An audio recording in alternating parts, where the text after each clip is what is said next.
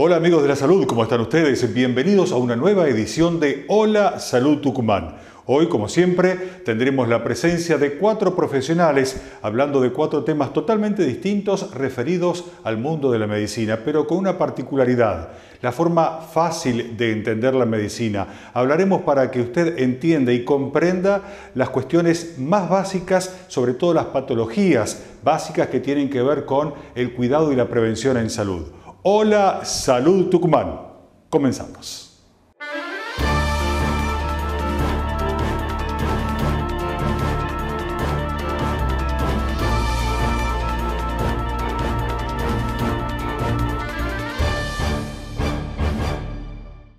En este bloque vamos a hablar sobre urología y hoy vamos a estar acompañados, como siempre lo hacemos en esta especialidad, junto al doctor Ricardo Rasguido, un profesional exitoso, muy reconocido en la provincia de Tucumán, inclusive es reconocido a nivel nacional como uno de los más prestigiosos profesionales existentes en el mundo y en la especialidad de la urología. Hoy vamos a tratar un tema verdaderamente muy interesante y que seguramente usted habrá escuchado nombrar alguna vez. Tiene que ver con cólicos renales. Si hay dolores que uno no les desea a otra persona, tiene que ver con esto, con los cólicos renales. No hay dolor más indeseable, no hay dolor más molesto que el cólico renal. Por eso es que queremos investigar qué es esto del cólico renal. ¿Por qué se produce el cólico renal? ¿Quiénes son las personas que pueden llegar a padecer el cólico renal? El doctor Ricardo Rasguido, desde la ciudad de Tucumán.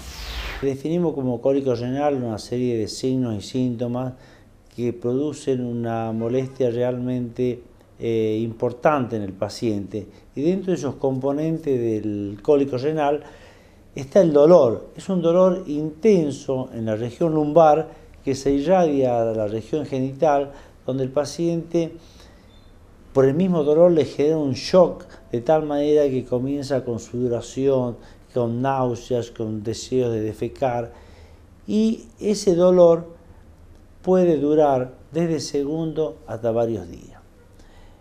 Y ese dolor está producido por lo general por un cuadro, por una litiasis o los famosos cálculos renales. Los cálculos renales son un acúmulo de cristales que a través del tiempo se fueron formando a nivel del riñón. El riñón en su interior no tiene receptores de dolor, es decir, que se van formando cálculos dentro del riñón y el paciente ni se entera. Y esa formación de ese cálculo está dado por la saturación de una solución que es la orina, porque la orina es agua y en equilibrio está una serie de cristales, como que tengamos una taza de té que hemos agregado 2 cucharaditas de azúcar y tenemos los cristales en suspensión. Pero si a esa taza de té le agregamos 2 cucharaditas más, por más que mezclemos, eso al estar saturado va a precipitar. Y acá pasa lo mismo, cuando se satura esa solución, esos cristales se van a adherir en forma eléctrica y va a ir produciendo calculitos que a medida que pasa el tiempo va a producirse mayor depósito de esos cristales y va a formar el cálculo. Nos imaginemos que el riñón forma la orina y esa orina es transportada desde el riñón hacia la vejiga, que es donde es el reservorio. Ese conducto que lleva la orina se llama uréter y la luz de ese uréter es más o menos 6 milímetros. Es decir, que cálculos o piedritas que estén en el riñón de menos de 5, 4 milímetros pueden pasar tranquilamente desde el riñón hacia la vejiga y por ahí el paciente ni se entera. El problema se presenta cuando ese cálculo que se formó en el riñón mide más de 6 milímetros. Y ahí ocurre que cuando se larga a través de ese conducto, tapa el pasaje de la orina y ahí donde al no poder pasar la orina, el riñón sigue filtrando orina, entonces se distiende y al distender la cápsula del riñón, eso sí es lo que produce dolor y mucho dolor. Se considera que es uno de los dolores más intensos que tenemos en nuestro organismo. Y es lo que se llama el cólico renal. De acuerdo al tamaño de ese cálculo, si es un cálculo que mide 6-7 milímetros, por la presión misma de la orina puede avanzar y caer en la vejiga y se elimina solo el cálculo. y hay pacientes que aguantan 2 o 3 días hasta que ese cálculo va a ser expulsado. Pero hay sectores de ese conducto uréter que es de menor calibre y que es el lugar donde con mayor frecuencia van a quedar estancadas esas piedras. Entonces, al estar estancada esa piedra, el riñón se dilata y llega un momento que, al haber tanta presión, ese riñón deja de funcionar. La función de formar orina sigue produciéndose del otro riñón, pero ese riñón está parado prácticamente. Y ese tiempo que tenemos para ir a sacar o hacer que esa piedra vaya a eliminarse, todo depende del grado de dolor, porque a medida que pasan los días, cada vez el paciente va a sentir menos dolor porque el riñón como que se va acostumbrando a esa situación de dilatación.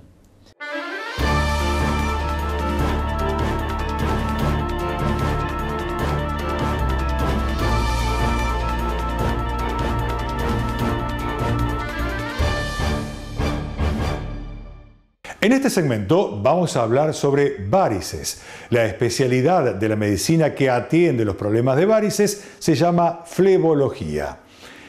Hoy contamos en nuestro programa con la presencia de un profesional muy destacado, muy distinguido, y que es el doctor Santiago Muñoz. Trabaja en la ciudad de Tucumán y hoy vamos a ver un tema verdaderamente muy interesante en el mundo de las varices, los tratamientos. De acuerdo al tipo de varices que usted tenga, los tratamientos son diversos. Puede ser con medicamentos, puede ser a través de la escleroterapia, puede ser la safenectomía, que es la operación de varices tradicionalmente conocida de hace muchos años. Hoy vamos a hablar con el doctor Santiago Muñoz justamente quiénes son las personas que pueden tratarse con medicamentos y quiénes son las personas que pueden tratarse a través de la escleroterapia.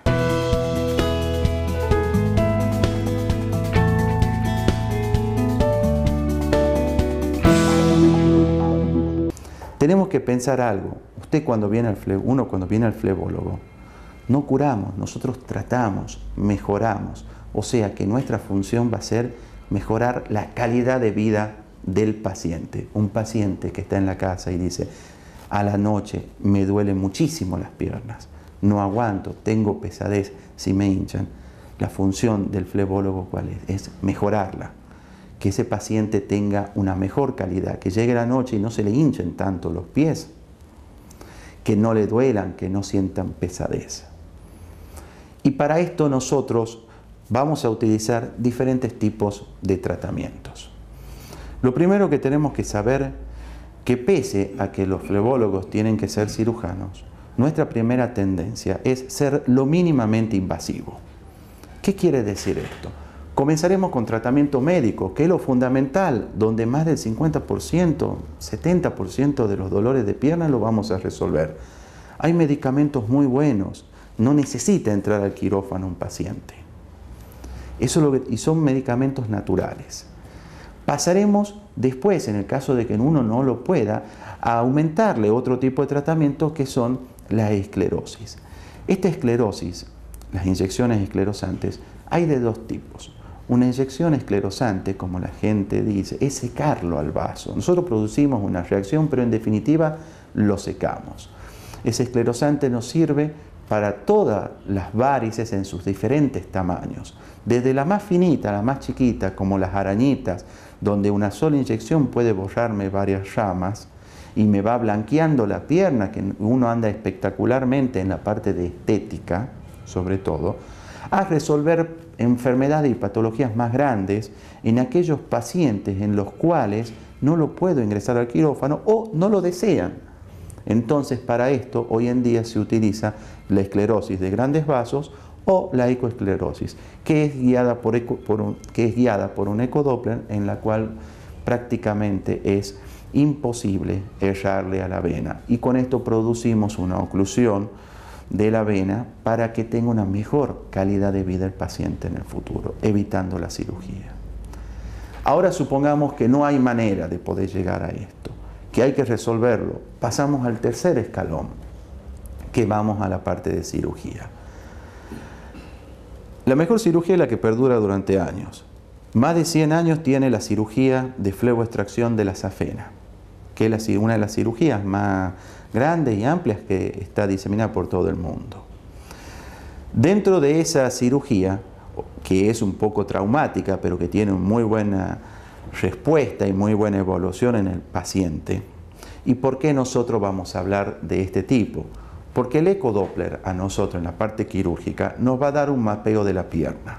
Nos va a decir si las varices son superficiales, donde el tratamiento es una microcirugía ambulatoria, con un puntito yo te saco la varice y te vas a las 2 o 3 horas a tu casa, procedimiento que debe ser hecho con todas las medidas asépticas y de limpieza y que tiene que ser realizado en un quirófano para poder tener toda la cobertura. Inclusive el paciente no le tiene que doler, porque no es tan solo con anestesia local en el caso de que uno decida hacer una microcirugía. Para hablar de cirugía tenemos que tener en cuenta que ya tenemos un paciente diagnosticado que tiene que ir a quirófano. Todos los procedimientos quirúrgicos tienen que ser realizados en quirófano, tienen que ser monitorizados, tiene que haber un cardiólogo, tenemos que tener todas las medidas asépticas sobre este paciente que nosotros vamos a tener, minimizar al mínimo las posibles infecciones. Hay diferentes tipos de varices. Cuando la varice es superficial y en el ecodoppler a mí no me sale que está enfermo adentro, o sea que no hay varices, las famosas varices internas, insuficiencia, la safena, nosotros haremos una microcirugía con un puntito y mediante unos diversos elementos, unas pincitas, se retira la varice, se la saca y el paciente se le realiza posteriormente un vendaje compresivo, una venda elástica y se va a la casa en 2 horas. Ese es un tipo de cirugía ambulatoria excelente, anda muy bien, sin necesidad de pérdida de días de trabajo. Ese es un tipo. Ahora, si la microcirugía es más grande, ya son de las 2 piernas, las varices son mayores, tiene que entender el paciente que debe ser realizado con una anestesia un poco mayor. Hay de diferentes tipos, puede ser a nivel de la cintura o una neuroanestesia, o sea, o una anestesia que como que lo durmiera el paciente, no siente nada, le sumamos lo local y tiene una recuperación para volverse a su casa a las 4 horas de la cirugía tranquilamente. Ahora, ¿qué pasa cuando estas venas, no tan solo las de afuera, sino las de adentro, están lesionadas? Tiene una insuficiencia, tiene una alteración, es quirúrgico en forma completa. Para esto tenemos que entender en claro algo. Si yo tengo una pared con humedad porque el caño de adentro está roto, yo no puedo ir a pintarla a la pared para hacer una micro si no resuelvo el caño. Entonces, es fundamental operarla a la safena en el caso de que estuviese enferma, porque si no la cirugía me dura poco tiempo, el problema no va a estar resuelto. En menos de 6 meses el paciente me va a volver con las varices. Entonces hay que operarla. Esta es una cirugía un poco más amplia, más grande, donde nosotros haremos una fleboextracción, una cirugía que está hace 100 años. Y la cirugía que se mantiene hace 100 años significa que es excelente, ha ido variando. Podemos tener otras técnicas, pero prácticamente el concepto de hace 100 años es el mismo que se mantiene ahora. Un caño roto en la pared hay que solucionarlo para que no haya humedad.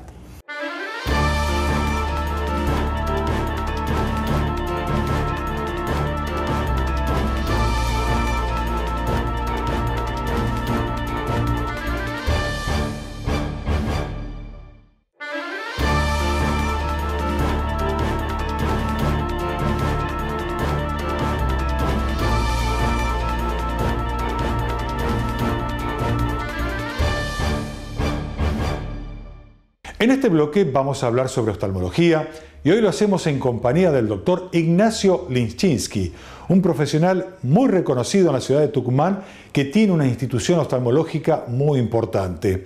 Una de las cosas que hemos querido realizar en este programa, una de las tareas que nos hemos encomendado, es darles a conocer a ustedes las tecnologías que hay disponibles en la ciudad de Tucumán. Y hoy vamos a hablar sobre lo que es el láser en oftalmología, el láser aplicado en enfermedades que tienen que ver con la visión de las personas. El doctor Ignacio Lischinski hoy se refiere a lo que es el láser aplicado a distintas enfermedades en el mundo de la oftalmología.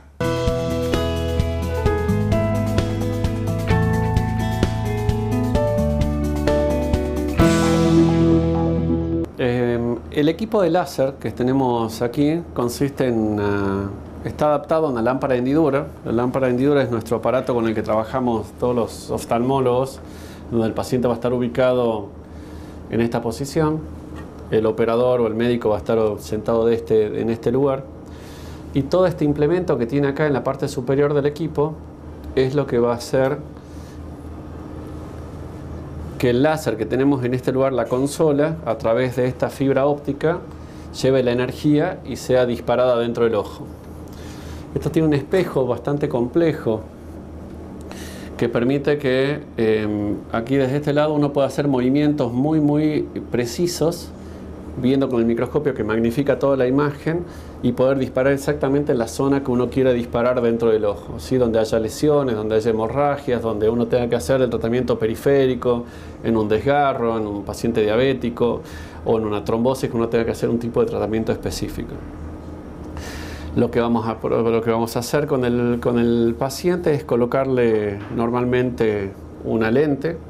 Esta lente tiene el objetivo de, por un lado, mantener el ojito abierto del paciente para que cuando uno coloca esto, el ojo no tiene posibilidad de moverse. Por lo tanto, el paciente no tiene posibilidad de cometer algún error ni el médico tampoco se tiene que preocupar de que tiene que suspender el tratamiento que está haciendo. De este lado va a producir una gran magnificación en donde todo lo que yo voy a ver mucho más grande de este lado y voy a poder hacer mucho mejor y más preciso el tratamiento.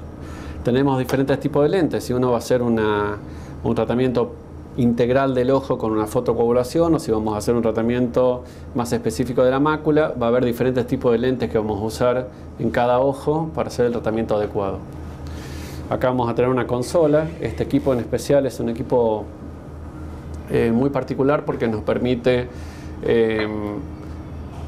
seleccionar en forma táctil qué tipo de tratamiento vamos a hacer, qué tipo de potencia vamos a utilizar, que esto va a depender del tejido de cada paciente. Vamos a ver la duración del tratamiento que vamos a hacer y nos permite fundamentalmente generar patrones. Si yo necesito hacer un tratamiento con mayor cantidad de puntos o menor cantidad de puntos, me permite elegir con este dial la cantidad de disparos que voy a hacer simultáneos dentro del ojo. Esto es un láser que se llama de multipuntos. Generalmente los láseres habituales o que uno tenía hasta la fecha son láser que permiten hacer de a un disparo por vez. Este láser tiene la característica que me permite hacer múltiples disparos en forma simultánea. Eso hace que el tratamiento sea más corto, que al paciente le moleste menos, que haya menos dolor y que sobre todo haya menos cansancio, tanto de un lado como del otro, porque el tratamiento va a ser realmente mucho más corto.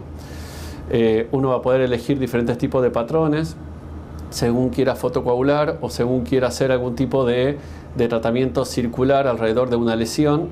Este tratamiento nos va a permitir hacer círculos en forma confluentes hacia afuera donde haya algún tipo de desgarro o algo, y de esa forma tratarlo al paciente de una forma más integral, más segura y sobre todo bastante más simétrico cada uno de los disparos que uno haga.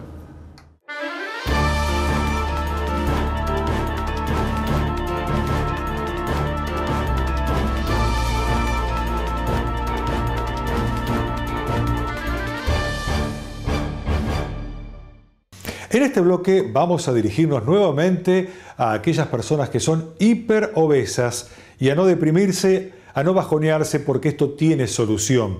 Y para eso ha llegado en el mundo de la medicina lo que es la cirugía bariátrica, conocida comúnmente como cirugía para la obesidad. Hoy quiero charlar junto a ustedes porque vamos a desmitificar un montón de creencias que existen a lo largo de esta especialidad de lo que es la cirugía para la obesidad, y que junto al doctor José Cabrera, especialista en cirugía para la obesidad en la ciudad de Tucumán, vamos a tratar y que vamos a darle a entender a ustedes cuál es el pensamiento correcto. Por ejemplo, hay personas que creen que la obesidad de una persona está relacionada al tamaño de su estómago. ¿Es esto así? Hay personas que creen que luego de operarse con la cirugía para la obesidad pueden comer lo que quieran y la cantidad que quieran. ¿Es esto así? Hay personas que creen que la cirugía de la obesidad es mágica. ¿Es esto así?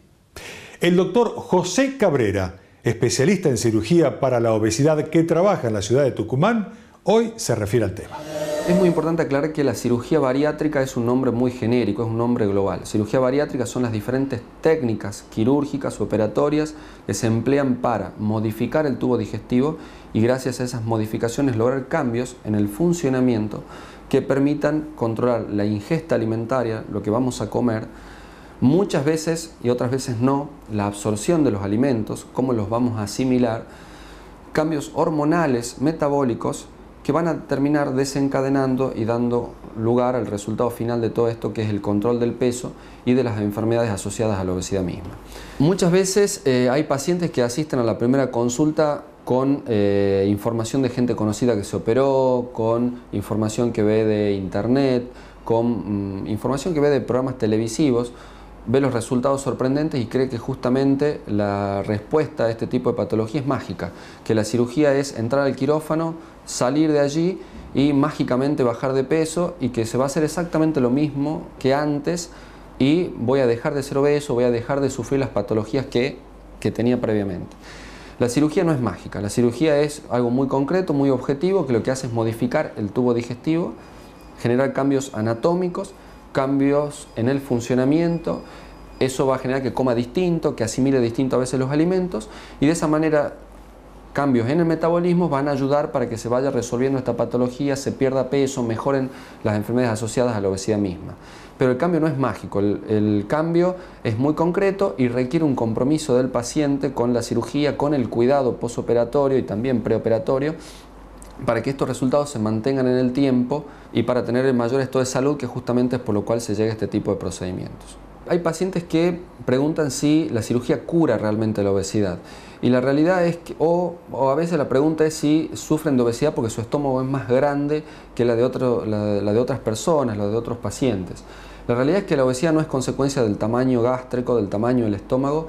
La obesidad es una enfermedad multifactorial, eso es muy claro, pero hay un componente genético muy importante que es el que genera que muchas veces amigos nuestros, conocidos, puedan comer gran cantidad de volúmenes alimentarios, alimentos de muy alto valor calórico y que no suban de peso, suban muy poco o tengan un pequeño sobrepeso y nunca lleguen a ser obesos. Entonces es muy importante saber que la cirugía no cura la obesidad, lo que hace es modificar mecanismos, actuar entre parte de esos distintos factores para poder controlarla, resolverla, pero que la genética va a seguir estando así. Por lo tanto, es muy importante que se reeduquen los hábitos alimentarios y los hábitos de vida del paciente para poder mantener esto en el tiempo. A veces lo que se plantea es si cualquier cirugía es lo mismo o el paciente asiste a la consulta diciendo yo quiero operarme con determinada técnica porque la vi en algún lugar, la escuché o es la que yo considero mejor.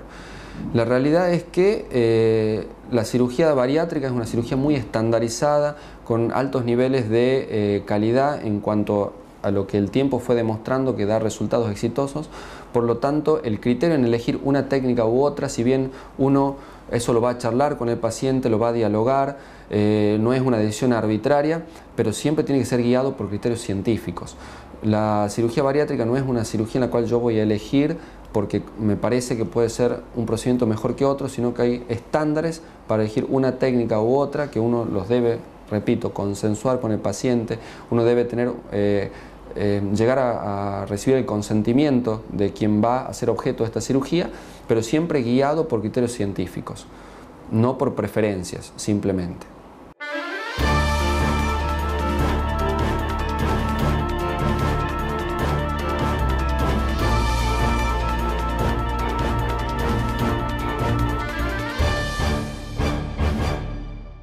Amigos, hasta aquí hemos llegado en una nueva entrega de nuestro programa Hola Salud Tucumán.